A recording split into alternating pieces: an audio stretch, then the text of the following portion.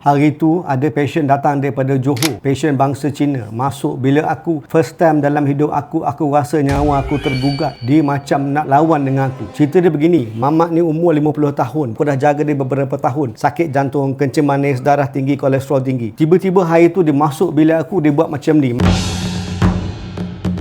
Dia macam nak gaduh kungfu dengan aku. Dia panggil aku Sifu, dia tunduk sikit. Aku ingat dia nak lawan kungfu dengan aku. Aku memang tak belajar kungfu pun. Sebenarnya dia datang jumpa aku nak berterima kasih dengan aku. Sebab dia tukar cara hidup. Ada beberapa benda yang aku bagi tahu dia supaya tukar cara pemakanan. Dia buat tiba-tiba badan dia jadi nampak kurus. Badan dia nampak mantap, nampak sihat. Dia berhenti makan tepung gandum putih. Dia berhenti minum air manis dan dikurangkan kadar nasi itu sehari sekali saja. Engkau nak tengok tak apa jadi dengan blood test mamak ni yang panggil aku Sifu? Jom aku tunjuk kau.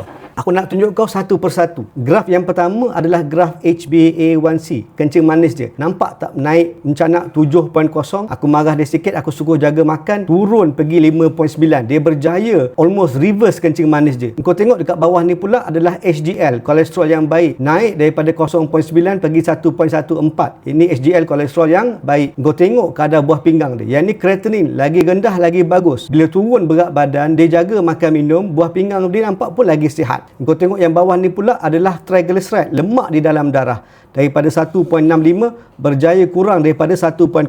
Nampak dah LDL ni naik sikit, tak ada masalah. LDL ni naik daripada 1 pergi 2.4 sebab dikurang makan karbohidrat, dia lebih sikit makan protein dan lemak dan sihat. Naik sikit LDL dia, tapi tak mengapa sebab benda-benda lain semua sihat. Jadi moral of the story, nak jaga kesihatan kena jaga makan minum, kena makan ubat. Kalau ada metabolic syndrome memang kena kurangkan gula dan karbohidrat.